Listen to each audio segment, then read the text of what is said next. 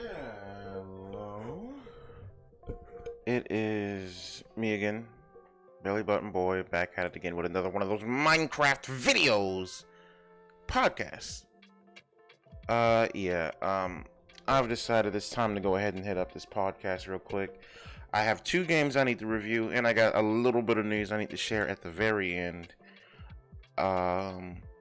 It's gonna be another solo one. This should be episode 3 within the podcast series. No special guest this time. So we're just gonna get right into the review. I'm assuming you already know who I am.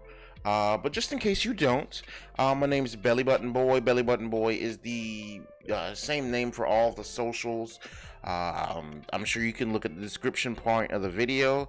I don't know if the audio version is gonna let me put the all my socials on there, but just YouTube, Twitch, Instagram, Belly Button Boy. You'll find me probably. I'm not that big. You're gonna have to search. Anyhow, we're gonna get right into it. Speeding right into this motherfucker, right? Excuse me, and I'm not cutting it out. First off, I would like to review The Last of Us. The Last of Us 2 was... it came out with quite a bit of drama, and it's, dead now, as single-player games virtually do. There's nothing else really to say about The Last of Us in regards to the gaming community. Everyone said what they had to say, except for me. The gameplay was decent. Before I start digging into this motherfucker, the gameplay in regards to the gunplay was decent. The stealth is fun in The Last of Us. I was genuinely scared in some moments, and I was consumed in the world where these zombies can come out at any moment, and these hordes can overrun you. The hordes weren't that big unless there was like a specific type of cutscene where you're getting chased by hundreds of them. Then those are fun. You genuinely feel weaker than the motherfuckers you're trying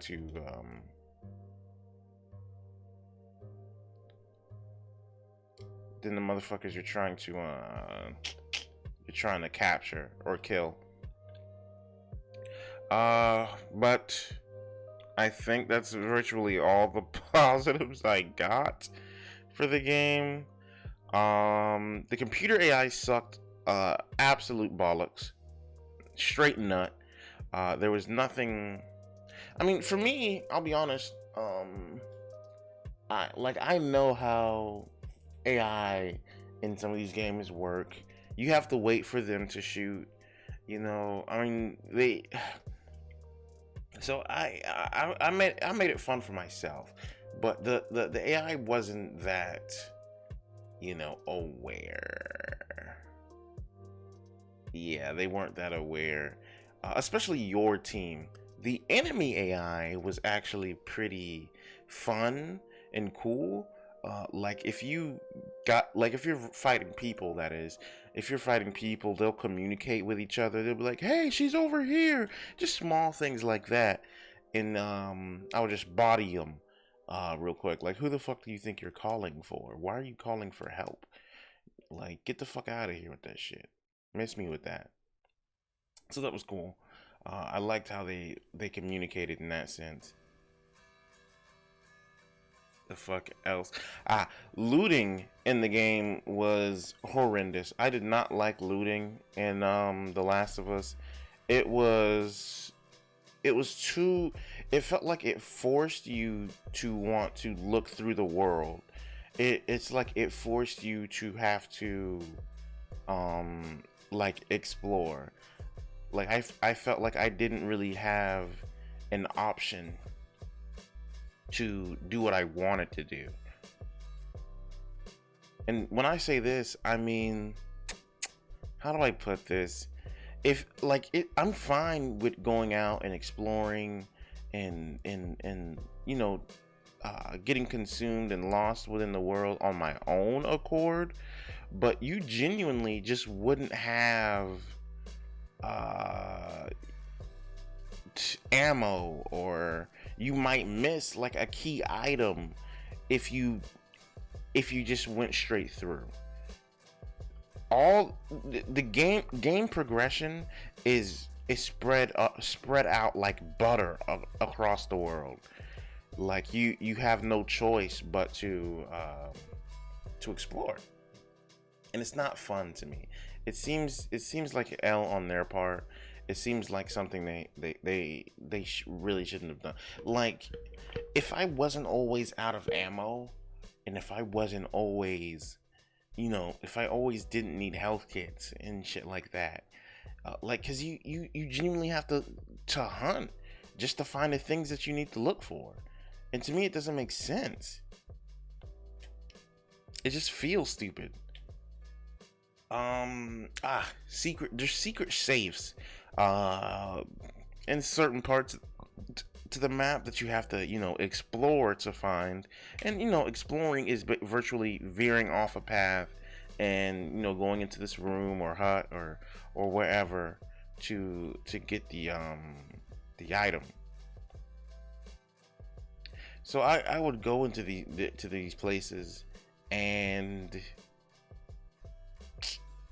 find these safes, but the safes you have to explore even further to find like the code to the safe.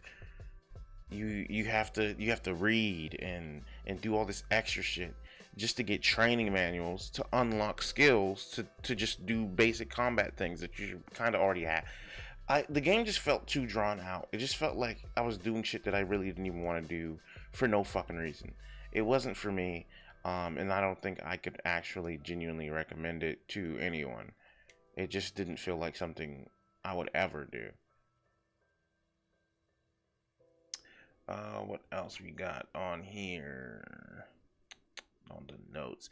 And actually, through my playthrough, when I found the safes, I I just couldn't take it seriously. Like, the first safe, I was like, okay, it took me too long. It felt way too drawn out, and it just took me too long. And I decided I'm not doing this. I'm just gonna Google the the code to the safe. Like, who the fuck do you think I am to just sit here and deal with this retard shit? No, thank you. No soy, no tiendo, no gracias, bro. It was a waste of time. Let's see, what the fuck else do we have?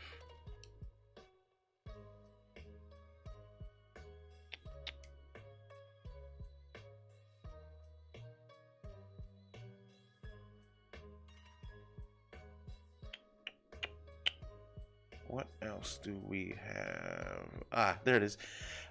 Ellie wasn't interesting. Her character, Ellie, was an awful character. She she acted like someone I just wouldn't ever give a shit about. Like,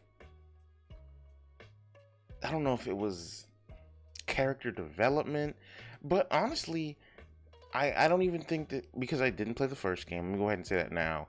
I don't think I didn't like her because I didn't play the first game. I've seen a playthrough on it. It's virtually just it's like watching a movie. It doesn't matter. So what's wrong with it? What's wrong with the game? Fuck. Where do I even? What's wrong with her character? It feels like when I was playing through it, I could have sworn that she was going to be the type of character. It was going to be like a coming of age story. She's going through puberty and she's just experiencing being a woman in this time. In the world of you know the world of, I guess, zombie land, zombie shit. Listen, I don't know. It's I tried to play the game, I really did, but it wasn't for me. Like, that shit was weak. You can't tell me that shit wasn't weak. Can't nobody tell me that shit wasn't weak. It was lame. She.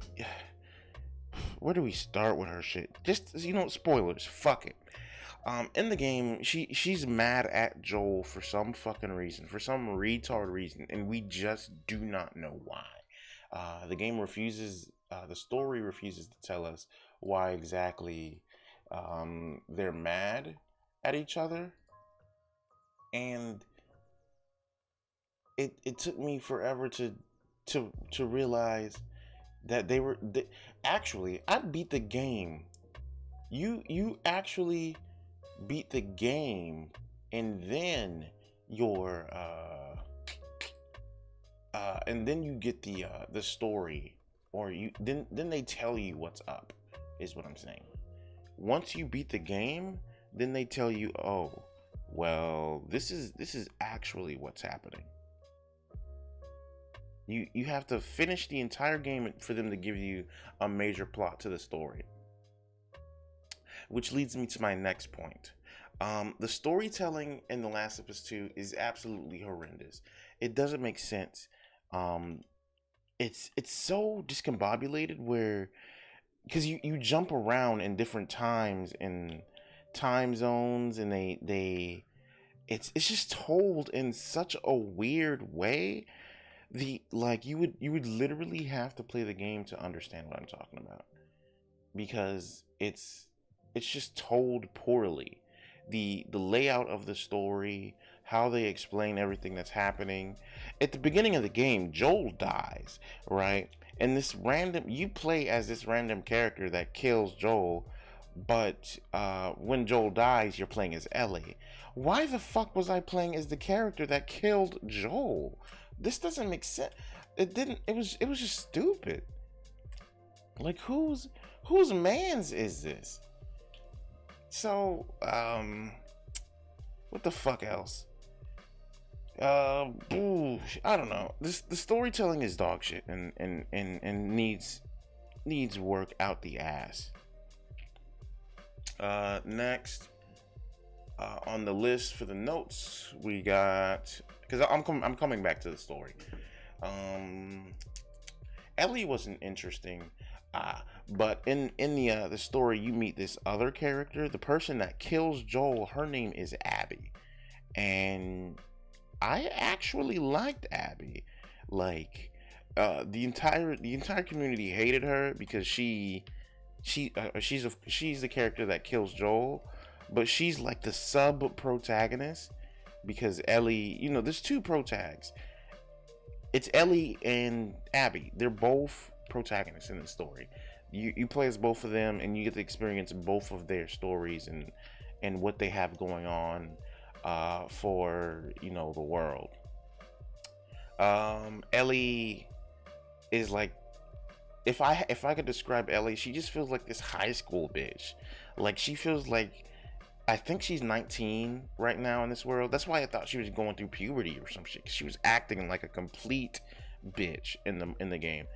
Like there was no reason for to act like a complete retard. It just wasn't for me. Abby, on the other hand, is 10 times more interesting. The people that she interacts with help her story just a little bit more. Maybe that's another thing. But Ellie alone isn't interesting, and the people she's around aren't interesting. What else? Ellie, Abby. Abby is built like Ronda Rousey. Abby is this muscly bitch, and I mean, to be honest, in this world, fighting zombies and you're basically just at war every day, and you can't do shit about it. I would expect you to look like that, right? Abby's the only bitch. Well, the only bitch in the story that we know of that looks like her. She's the only motherfucker built like that. Built like somebody who actually lives in this world. Ellie looks like a high school bitch who does okay. there's this one scene where Ellie is with her girlfriend, or well, she's not her girlfriend at the time, which again doesn't make sense in the story, but like she's with this other chick. Her name is Dina. Dina is this lesbian Jewish chick, and they're vibing, and there's just random sex scene, and they smoke weed. I don't know what kind of fan service did, I don't know, bro. It just wasn't for me. It felt completely unnecessary, and it was disgusting, to say the least. Not because they're two dykes, but it was because, like, what is this derailing of the story? Like, I'm genuinely trying to put myself into this game, and 30 minutes in, there's a lesbian weed smoke scene. I mean, smoke weed fuck scene. And then 5 minutes after that, Joel dies because Ellie wasn't paying attention. That's great. That's fun. I'm glad a pivotal character dies. And also, Joel died in a retarded way. I wasn't expecting Joel to go out guns a blazing. Like this was the most realistic way for him to die. Like he gets hunted down and surrounded. But I mean, at the end of the day, like this, it still didn't even make sense to me. I don't know. It felt weak. Let's see. Abby, on the other hand, shit. You know what? Abby was cool. She her whole thing is catching Joel and killing him, and we get to experience that. Well, we don't get to do that, but you eventually play the backstory as to why she did it, because Joel killed her dad. Her dad was in the first game and was the guy who was going to cure the coronavirus. He was the doctor working on Ellie, and Joel bodied this nigga. Like Joel didn't give a fuck, so Abby didn't give a fuck. The ending was dog shit. Shit, I don't even know. You know what? Fuck it, bro. So the very end of the game, you're given this cutscene where Abby goes back home after doing, or no, scratch that. Ellie goes back home after looking for Abby because she tried to kill Abby. She fails, by the way, and because she was living this life with Dina, the lesbian chick, and they had this farm together, and Dina's just not there, and Ellie just walks off. What the fuck? Right before that scene and right before the last fight,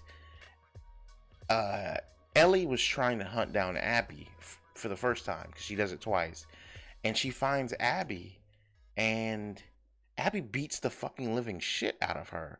Dina tries to save her, which is and at this point she's pregnant. We find out that Dina's pregnant, not by Ellie. Actually, yeah, fuck it. Ellie has a dick, so Ellie fucks the shit out of this lesbian chick, and she gets her a baby. Take some of this water. Whew. Ellie fucks the shit out of this bitch, and she gives her a baby. And Dina tries to save her, and Abby knocks the fucking shit out of her. And Abby's about to kill Dina, and Abby just doesn't, because of one of her side characters. Her side character, her name is Lily. She's like, don't do it. It's too far. She's pregnant. You know what? I don't care. I don't know. So Abby lets Ellie live, right? And then Ellie and Dina just leave, and they start a life together. And you get these whole cutscenes of them just being in, their farm. And then all of a sudden, Tommy's old busted ass, Tommy's is Joel's brother. Sorry I'm throwing names out there. If you haven't played the game, I don't know what to tell you. It's not that fun of a game. This is gonna be a real big fast review. Don't worry about it. I need another sip of this shit. Ooh, talking too much. Let me get another sip of water.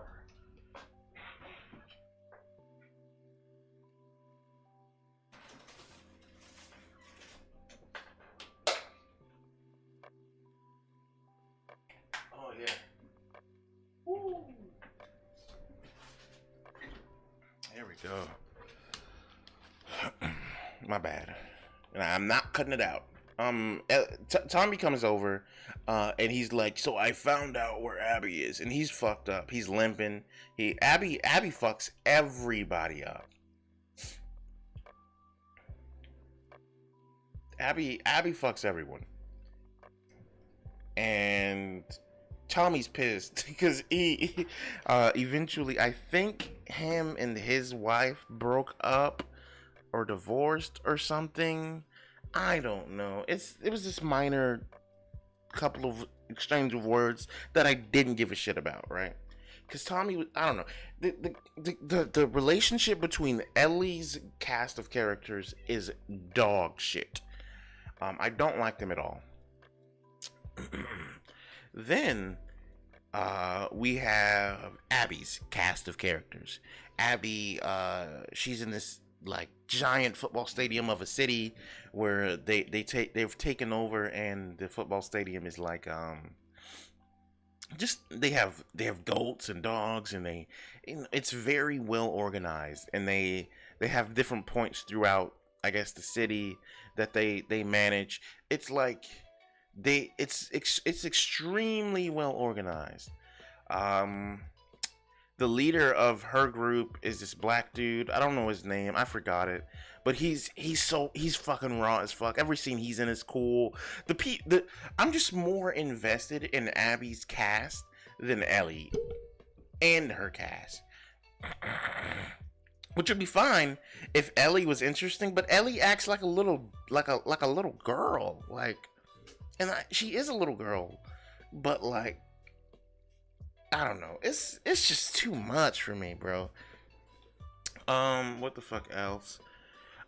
Abby meets these two Asian girls. They're called Scars. So Abby's cast of characters are fighting this group called the Scars, and they're like this group of people that are disconnected from society in a sense where they don't use electricity, but they use guns. So they out here, but in pew pew, they use arrows and guns and shit, and they don't fuck around.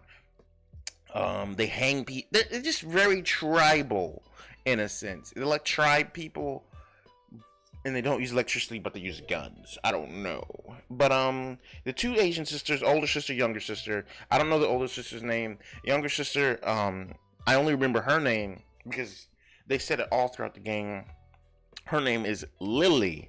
She's her whole plot is that she wanted to be a boy. So she's like this trans, like it's just she just wanted to be a dude, and she changed her name to Lev, and she cut her hair. And I guess in that little tribe society, like doing slightly like she didn't really come out and say I want to be a man, but she just did slightly masculine stuff. Like she didn't let her hair grow. She cut her hair all the way off. That was it. That's the only sign, and changed her name to Lev, right, instead of Lily. Just slightly masculine, and honestly, it's not that masculine given what we live in today. I think bald bitches look fine as fuck, but that's besides the point. What else? Yeah. So throughout the entire game, they just kind of, it's you kind of have to dig a little bit to understand why the fuck it's a problem, and they're calling her by a different name. I thought Lily was like some code name or some shit. Nope, it's just her name. Her name is genuinely Lily. It's just that they call her Lev. I was like, okay. I don't know. It took me a minute to realize it, but then I was like, oh, I get what's happening here. Like there's a portion of the story that I didn't understand, but with some creative thinking and a little bit more, time playing the characters and experiencing and just listening to the actual dialogue, I extracted something from those characters. With Ellie, I couldn't do that. The only thing I extracted from Ellie was anger and frustration, because she's very, very annoying. The people that she hangs around are annoying. Let's see, what the fuck else we got? But oh yeah, I guess that's it. Yeah. All in all, I had fun. But the game is so dragged out, and it's absolutely ridiculous how long this game feels. The Last of Us 2 is not worth any money. If you, I mean, even if you played the first one and you just want to know what happens or whatever, don't, please. I mean, it's just not. It was very stressful for me to get through this game. Uh, I didn't like it at all. I didn't. I mean, going back and watching some of the footage, I really did have fun with the stealth. I really did have fun being scared. But in between combat, which is a lot, you're walking and talking. You're you're listening, and there's cutscenes back to back and slow walking, and yeah, well, I didn't think the scars would be this dangerous. Well, maybe I should. Why do you act this way? No, stop! It's lame. I wanna get in there and I wanna chop a nigga up. I wanna shoot a zombie in the back of the neck. I wanna do something. It's not. Last of Us 2 is not for me. You're better off just watching a list of the cutscenes. Go on YouTube and type in full story Last of Us 1 and 2, and you will be. It'll be the same. You're not missing any. There is no game here. Do not miss. There is The Last of Us. Even the first game was a movie. This series game is just a drawn out movie. That is it. A movie that you get to interact with. Okay, if you want to do that, just go download a Telltale game. Whatever. I don't like that game. Fuck The Last of Us. Anyway, Ghost of Tsushima. This is going to be the next game that we're gonna talk about. If you're watching the video version, that is what I've been playing, and that is what I am on right now. Let me go ahead and say, Ghost of Tsushima is a great game. Outright, Ghost of Tsushima is this year. Shit, what else came out this year? Let me quick check, actually. Games that came out this year. Resident Evil, Persona 5, March 31st. Persona 5. March 30. There's another Persona coming out? I said... Oh, I guess it's showing me games. Okay, yeah. Let's see. The Kingdom Hearts Cup? No, that was last year. What the fuck? Oh, I guess there's deals. Why is it showing me this? Okay, Animal Crossing and Final Fantasy and what the fuck was the name of that game? Left 4 Dead? Is that what it was called? Let's see. Yeah, as far as every game that came out, I feel like it fits in the same space. Because when Animal Crossing came out, everyone got consumed into Animal Crossing. Anyone who played it, obviously, everyone got consumed and it's still playing. And there's still great Animal Crossing content out there. It's just one of those games that you can sit back and truly enjoy. Same, I don't know if you can really say that about Final Fantasy, but yeah, I feel like it's like that. Like it's not too detailed to where you have to lean forward and genuinely focus like Final Fantasy. If it's like in between genuinely focusing and playing a game and sitting back and just chilling like a little ass villain. But I don't know if I got any true, because everything about this game is a positive except for the things I don't got. Literally anything else that you can think of is going to be a positive. Sound design. Oh, backing up real quick. The sound design in Last of Us is phenomenal. I love the voice acting and the sound design and the echoes and the gunshots. The sound design needs to be praised. I hated it because like the clickers would like I'm just like, oh my god, are they in my fucking ear right now? Being scared in the stealth sections and fighting the like I had fun in The Last of Us. Don't misunderstand. 6 out of 10. I had fun. 6 out of 10. But it's just sickening in a sense, you know. But when you genuinely get to play and you aren't dealing with story random shit and hunting things down, and when you actually have ammo, it's fun. It's a fun game. I still don't recommend it though. Suck my dick. Ghost of Tsushima has great sound as well. And let me think. Initially, you can challenge yourself by playing harder difficulties, but the difficulties only scale by how much damage you take. So it's just like it's just like there's no point, is what I'm saying. There's no real reason. I did my playthrough on hard, on vacation, and then when I came back, I tried to play it again on lethal, and I'll be honest with you, the combat isn't that good to do it on something that difficult. If you get hit once, you're basically dead. You can probably tank up to two hits on early game. If you get hit once, majority of the time you're gonna get hit once and you're gonna die.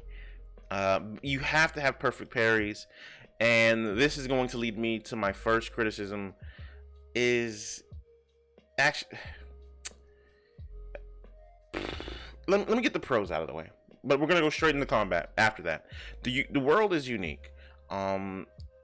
The whole, like, it's a beautiful world in a sense where the graphics aren't, you know, it's not like the graphics are oh man, this is groundbreaking, this is what should be on the console. These graphics look absolutely, it's not a graphics thing, it's a setting, it's a mood thing. Like the scenery that they set up with these graphics and in Japan is beautiful.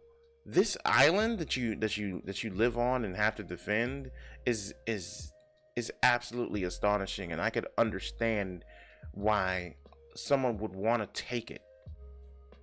I would, if I was a Mongol, oh yeah, I'm murdering everyone. This is mine. But if I was, you know, Japanese, I'm not letting you take this because this is mine. You know, I'm like, this is. It's a beautiful world. There's a lots of great set pieces in this game, and I think the set pieces could rival some of the other games that really came out this year, especially fucking, what was it, Left 4 Dead? No, that's not what it's called. The other zombie game, the other shitty. I don't like Resident. Yeah, I'm not a fan of Resident. Not a fan.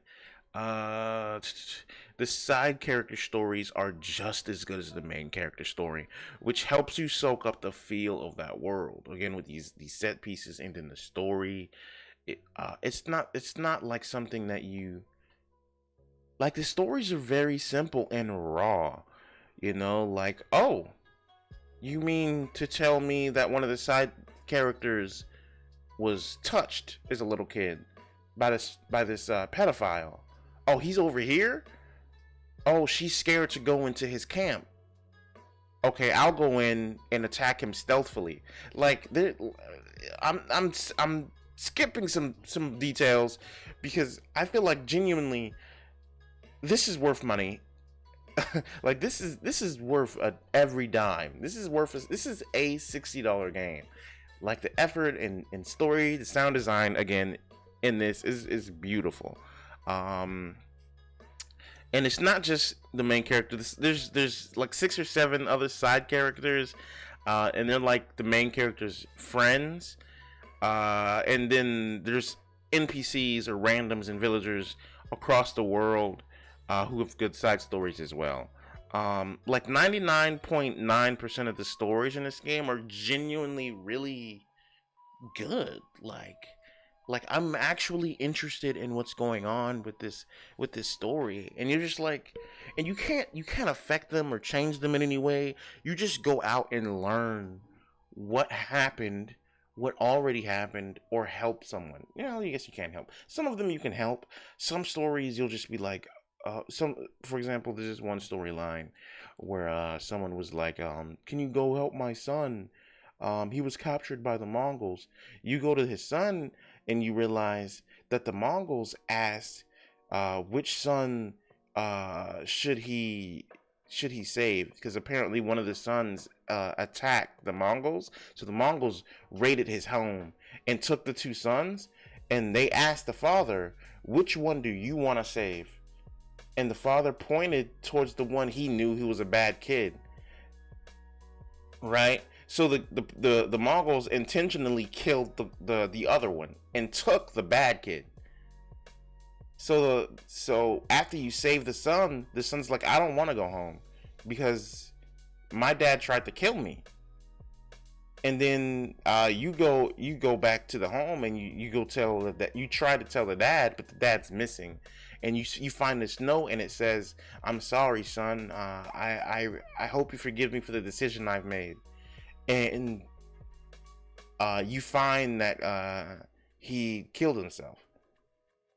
It's just like all the stories are somewhat like that, where it's like, damn, like you don't, well, in regards to the dialogue in the story, you don't necessarily forget that you're at war. Like, this is like, we fighting motherfuckers. Like, we out here for blood. Let's see, next point. Actually, my favorite of the main characters, like some of the side characters, is Lady Masako and this monk. I think Lady Masako has one of the more interesting stories in the monk, because like they're just raw as fuck. The monk is like, he's a battle monk. He's heavy on his Buddhism, but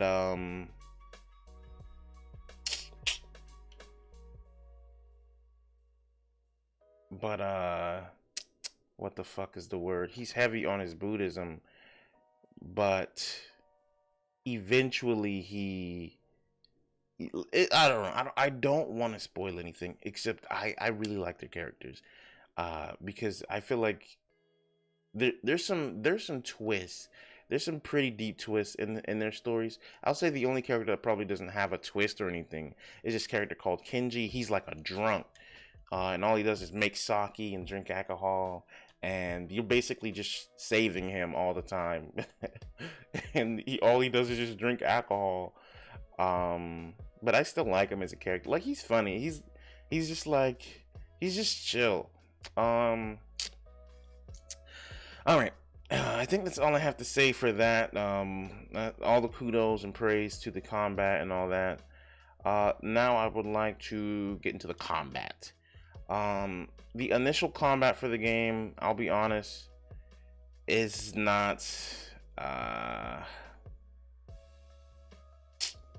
it's not that good. Well, don't misconstrue. It's, the combat's fun. The only thing that makes the combat like not good or dog shit or come in any shape, way, or form is the fact that there's no camera. Like, there's no lock-on feature. You can't control. Ooh, shit. You can't control the camera. Like, you don't have any way to lock on in the middle of these combat portions and scenes. It just doesn't feel fair. Like, you're supposed to be this samurai who has no that has on. So all right, I'm gonna have to touch a story a little bit again. Yeah, I'm getting confused. So you're supposed to be the samurai that has honor, and you're supposed to be able to like uh throughout the story your character just does some dishonorable things, and that's like stabbing someone in the back or chopping off someone's head when they're not looking or poisoning people. You know, the honor code is like samurai honor code is I'm going to let you know I'm going to kill you, then we're gonna fight with swords and I will win. That is how you're supposed, that is what everyone is telling you to do. But when you're fighting these at the very beginning of the game, that just doesn't work. So you eventually adopt these tactics to not do that. You're slowly becoming a ninja in a sense. Like you unlock these ninja skills, and you get kunai and other things. My biggest problem with the samurai portion of the combat, because you there's two skill trees in a sense. You have the samurai and the ghost. Ghost is virtually ninja, so if I say ghost or ninja, just know it's shit like that, right? So the samurai portion is just a bunch of different stances when you're in the leveling tree. And then there's some legendary skills. The legendary skills are skills that you learn from great heroes, or tales. You just learn them from some. There's 4 of them. You get an explosive arrow. You get the ability to do it's an equipable. It's like a flame sword. You just put oil on your sword, and you can just pierce armor faster. And then you get 2 like combo move skills. One is like a forward slash. You just jump and lunge at the enemy and slice them, and it costs a bit of stamina. And then the third one, or the final one, is this triple slash. So you do the first slash, and then you just like do it like 3 times. It's actually genuinely really cool doing this skill, and you just perform this really amazing samurai technique. Like it makes you feel like more than a samurai. But that's it. And then since that costs stamina, and there's only two abilities that make you genuinely feel like a samurai, but you have these stances. Each stance is in correlation to the different enemy types. So you have the sword, shield, spear, and brute stance. The brute one is called moon stance because they're so fucking big. Big boys are big as fuck. And you have to, well, you don't. My criticism with it is that you do not need to use the corresponding stance to fight the enemy type. You can use any stance you want to properly fight the enemy. The only thing is, if you use the correct stance, it'll just be slightly easier because their stamina bricks faster. Whoop-de-fucking-do, right? It's just stamina. It's not that big of a deal. Like what I did was use shield stance, because the heavy attack for the shield stance was this this forward slash that you do like 6 or 7 times, and it's just very easy to spam, and genuinely more often than not it works on everybody else except the brutes. But all you have to do is walk around them and hit them in the back, because the brutes have this giant shield that covers their front side, and some of the brutes have like rocket cannons that they use, and if you get hit by it, you just get caught on fire. That's virtually it. So my criticism with it is that, like, why when I use the sword stance, for example, and I fight a shield guy, the shield guy doesn't automatically parry me. Like, I don't get countered. Why? Like, I can still fight him. Like, I should feel like I need to. It doesn't feel like there's any depth to the combat. I mean, the combat's fun. I mean, it's fun just pressing the button all day. It's whatever. I mean, it's not that big of a deal. It's still a fun game, but it feels like it's missing that, that small little feature, just a small couple of features that's keeping the game from being a great 9 out of 10. It feels like it's missing some features that's keeping it from being a true game of the year, and it's genuinely just unfortunate because it's a fun game, but it ain't got it. You know what I mean? It doesn't. It's just not. It's just not there. Let's see. What the fuck else? What else do we have? Yeah, the ghost abilities. So there's that was the melee pretty much. That's literally it for the melee abilities. Um, Also in the samurai tree, the stances aren't even in the samurai skill tree as well. The samurai skill tree consists of deflection and evasion. So you don't really get any like attacks or moves or anything that makes you feel more like a samurai. You can dodge roll now. You can sprint and slice now. You can perfect dodge now. You can parry and people get terrified now. Whereas the when you go to the ninja skill tree, you get 1, 2, 3, 4, 5, 6, 7, 8, 9, 10, 11, 12 abilities. Different genuine abilities that you lose. Given 2 of them are things that you unlock by just playing the story, so they're not really skills that you put points into, but they're still within the ghost skill tree. I don't even it's stupid. I don't know, it's weird. But you get kunai, you get bomb, you get 2 types of bombs. One's more like a grenade, and the other one's more like throwing a nuke at motherfuckers. It's like throwing a clay pot full of fucking C4. And then even they get a little bit more in depth than that, because you can put points into them and just level them up. With the kunai, you can get an extra kunai, you can do more damage. The baby bomb, um, ooh, the baby bomb does more damage, and second level up is just a bigger radius. And then you get a smoke screen. Smoke screen can heal you. Smoke screen, there's just a lot more shit going on with the ninja skill tree. That's, I mean, then like this, it in comparison to the samurai and feeling like a samurai, it's just there. It's just this. It's more shit going on right there. Yeah, they got more shit going for it. It's just unfortunate because the ranged combat, like the archery in the game, isn't that good. I mean, I like it, but it's not, like, it feels stiff, but you get used to it, it's like I know how stiff it is, but after a while you forget it, like, oh yeah, I just gotta, I don't know, it's just stiff when you're ready to shoot something at somebody. And you never really run out of ammo. Everything runs on ammunition in the ghost tree, including the archery shit.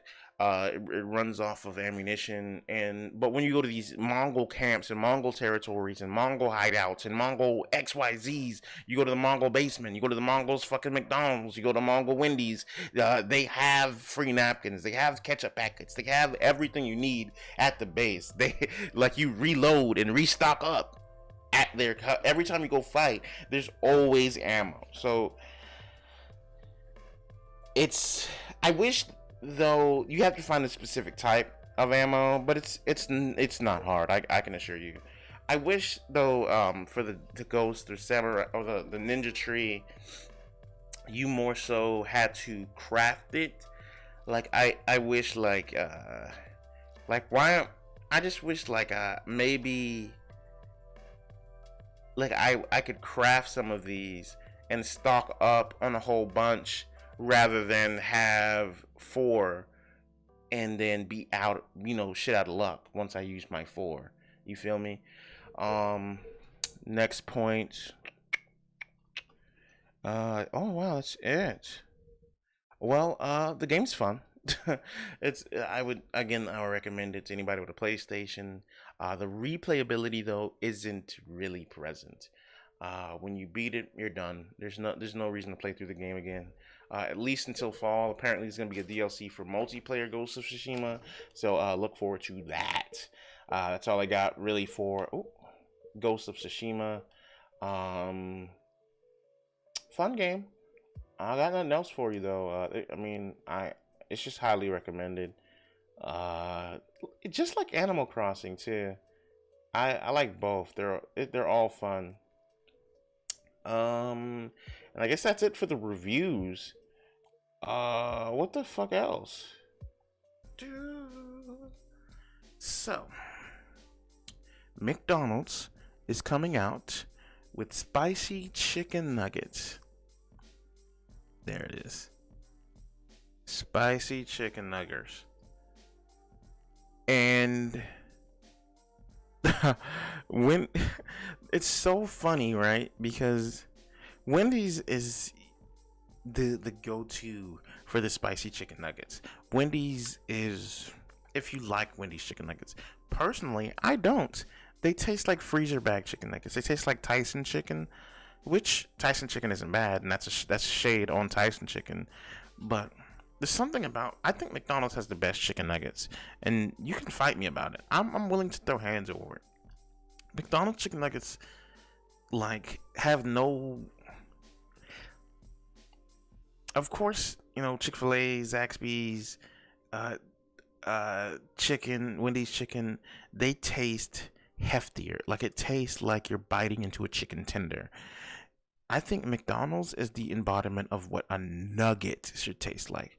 Like it doesn't really taste like a tender. It tastes like you're biting into ground chicken. And I like that. Like it's smooth and I'm not gonna say melts in your mouth, but if you if you've had McDonald's, then you know what I mean. And Wendy's has been talking so much shit. I forget, where is the quote? I wonder if it's in the article. Dude. Wendy's not pleased. Here it is. They said, must have scrapped up all of Burger King's leftovers and swiped a McPrice tag on it. Wendy's, August 26, 2020. Oh, why? Wendy's is on. First of all, Wendy's, your chicken. Your chicken is not that good. First of all. And then Wendy's this is referring to Burger King. Oh, that's just the article shit.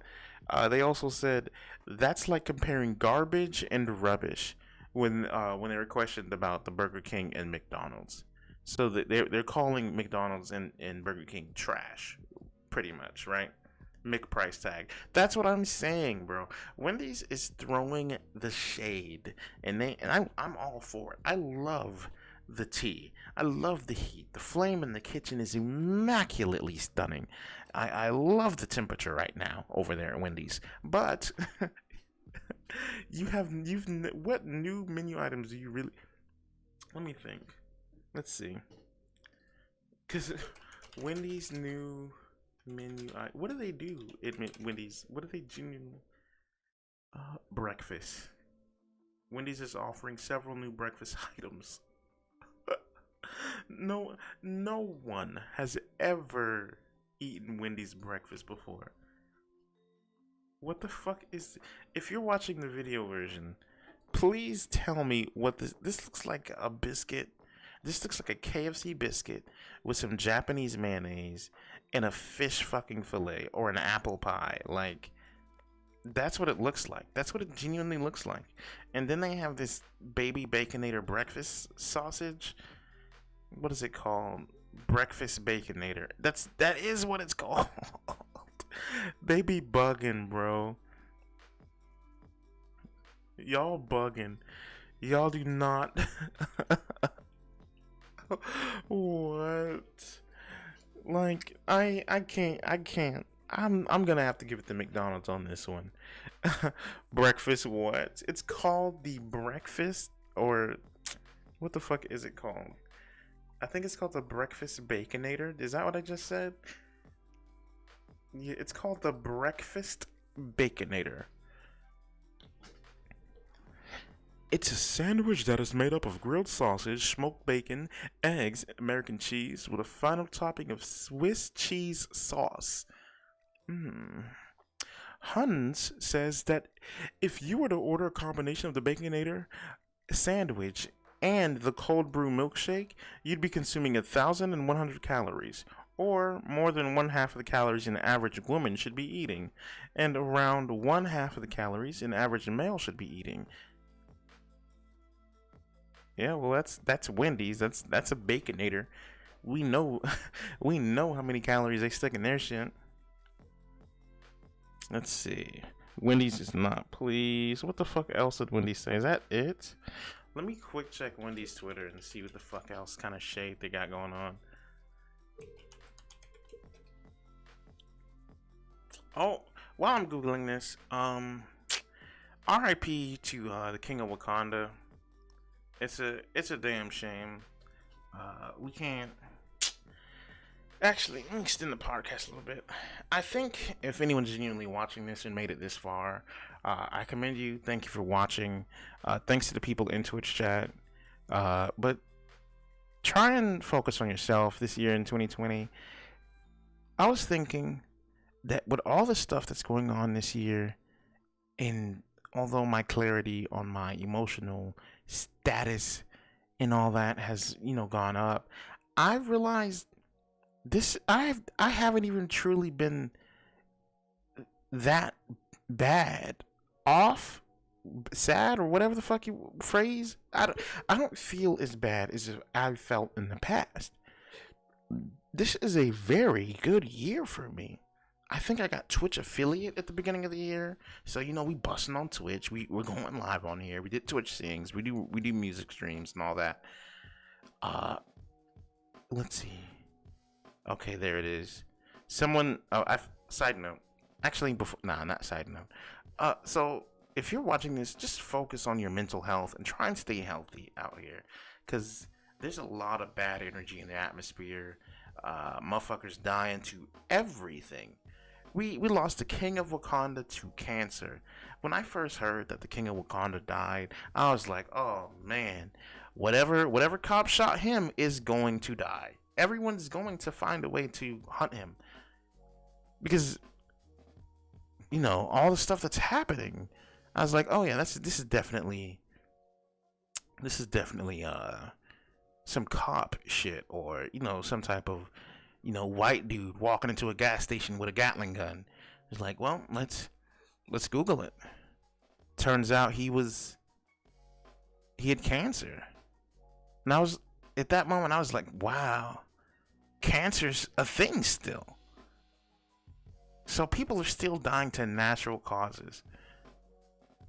I just forgot that was a thing. I thought everyone who was dying was literally dying to the police. So try and keep your mind clear. Be aware. Stay attentive to all my people of color out there watching content. Stay attentive when you go outside. Always watch behind your back. Keep your windows and blinds closed. If the popo come after you, run from the motherfuckers. Don't listen to these crackers, man. Popo say some stupid shit, you got to run. We booking. We out in here. we're not having it. Okay, we can't be losing our lives for no reason, because people lose their lives and nothing happens. Also, Behner's still racist. Yes, I did forget that. Thanks for the Discord message, Purple. We dashing? Yeah, bro. We fuck the police. Fuck 12. Let's see. All right, that's all I had to say on that.